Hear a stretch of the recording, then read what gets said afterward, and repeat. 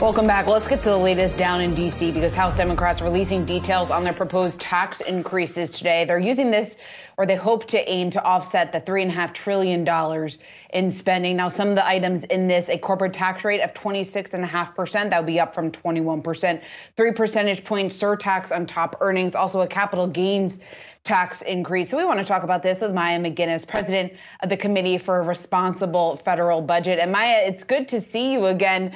I guess first, just your initial thoughts on what the House Democrats have put forward: a higher corporate tax rate, also accompanied with a 3 percentage point surtax on top earnings, a capital gains tax increase, amongst other things that were put forward in this plan. So overall, what we're seeing coming out of the committee so far does not appear to be anything close to good for the bottom line of the country. And let me explain that. So we already know that the fiscal situation is unsustainable. We're on track to borrow $12, $13 trillion over the next 10 years if we don't do anything that makes that fiscal situation worse. We're now talking about some very large policy initiatives. The good news being that the White House had put out the marker. These are going to be fully paid for. But once you get into the details, it's a lot easier to talk about popular spending items that people really like than it is for the pay-fors. And now that we're starting to see some of the details on the pay-fors, what's coming out of the committee is a lot more in tax breaks, and very importantly, a lot less in the actual revenue raisers. So all those things, the taxes on individuals, on corporations, the tax gap, which is a really sensible way to think about closing some of the difference between what's owed and what's actually paid. Many of these things are less than what the White House was proposing. And overall, while the White House was talking about net savings from taxes of about $2.5 trillion to help offset these costs, Ways and Means is talking about something closer to $900 billion, making the big fiscal gap even larger. So bottom line is, once you get to how you'd actually pay for things, that's when the real work of budgeting begins. And that's when you see the tough choices aren't nearly as popular on how to pay for things as they are on what things to spend money on. Maya, we have this discussion, those of us who are over the age of 50, we've had this discussion for the last 4 decades. But I got to ask you, how do you convince people? When I throw out that number, $910 billion by 2031, according to the committee, that's just the interest payment on the national debt. How do you convince people to say, no big whoop? I mean, right now we're paying $330 billion. How do you get those people to understand that that could be a real problem? Well, let me be frank. We're not doing a very good job of convincing people of that, because if you look at every year, the country borrows more money than is wise, given that we already have near record levels of debt. And there are many reasons that we should all be concerned about this. Now, we just went through the COVID emergency. We borrowed trillions and trillions of dollars. That's exactly what we should have been. You want to be prepared for moments like that so you can borrow when you need to, when there's an emergency, and when the economy needs borrowing to help prop it up. That's not where we are now. That's not where we were in the years before COVID hit. And yet we were borrowing trillions then, and we appear poised to borrow trillions now. The problem is that all this borrowing weakens the economy, leaves us vulnerable to new emergencies, leaves us vulnerable on a geopolitical stage as we're competing with other nations around the world, both in terms of national security and to maintain our position as an economic superpower, having the currency that is the safe haven. All of those things are jeopardized by high levels of debt. But it doesn't seem front and center to most families who are thinking about cost of healthcare, retirement, education. And it's very hard to make that connection, but that connection could not be stronger. The fiscal health of the country is the very foundation of our economic strength. And if we continue to borrow where we are going to chip away at the standard of living in this country. In fact, we probably already have, but we're also going to weaken us for many more vulnerabilities. But the problem is we don't have politicians who want to talk about those things. We have politicians who are so busy fighting with each other as two teams.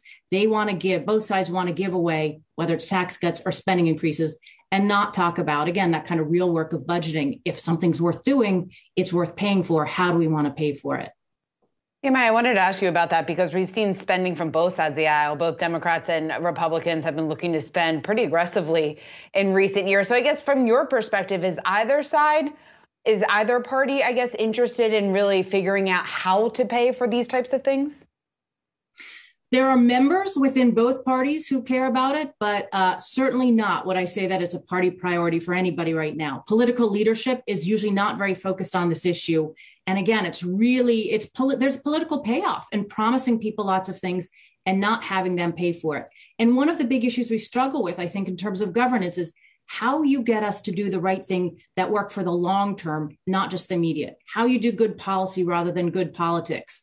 And I think the high levels of polarization undermine our ability to tackle any of the toughest challenges in the country right now. Fiscal is obviously the one I focus on, but there are many others, whether it's climate, cybersecurity, all of these things, which we need to be thinking about the choices to make today to strengthen us for tomorrow. Borrowing $1 trillion to $2 trillion every year, even post-COVID, which is what we are on track to be doing, that's not going to strengthen us in any way. That's going to weaken us tremendously to deal with all of those other issues. And let me just say, that doesn't mean that the important objectives that are being talked about in these bills, whether it's infrastructure or other investments in human capital, for instance, it doesn't mean they're not important. Many of them are incredibly important, and we'll all have different preferences for where we should be spending money. But if something's important enough to do, you have to do this hard work of figuring out how to pay for it. And what we're seeing coming out of the Ways and Means Committee right now really indicates that lawmakers aren't willing to kind of back up all the things that they want to spend money on with a plan to pay for it, instead punting and asking someone else down the road to pay for it. Is it a poison pill when they talk about, the headlines say 3% surcharge tax on income over 5 million, but what they don't follow up with is a tax on couples, married people who have combined income of 450,000. That could hit a lot of Americans. Is that, do you think, a no starter in Congress, that they just, we'll borrow, we don't need to do that? You know, I think more and more things become non-starters the more politicians promise not to do things. We shouldn't be taking anything off the table, including, I know that the president's commitment not to raise taxes on anybody, any family below 400,000, that's quite popular. Of course it is, to protect us from taxes is popular, but none of them are really very realistic until we determine how much money we want to spend. So the way that we should do this, I kind of call it build a budget. But think about, what revenue raisers are we willing to do? Are we willing to do that tax? Are we willing to raise taxes on corporations, individuals, deal with the tax gap, raise carbon tax, get rid of tax breaks? Are we willing to cut other spending? Figure out how much money we're actually willing to come up with, a pool for money, and then the most important priorities on what to spend it. Everything's kind of a poison pill on its own. You have to compare it to what it would go for people to decide whether those changes are actually worth it. But I do think we have another problem right now, which is people are very eager to raise taxes on anybody but themselves. And if we're going to be realistic, there's not enough money just from the very, very wealthy in this country to come anywhere close to financing the huge, expansive agenda that's being discussed. So if you want to grow government a lot, you're going to have to grow taxes a lot. If you want to have a smaller government, then taxes will be lower, but you're going to have to cut a lot of the spending. There's no avoiding those hard choices anywhere.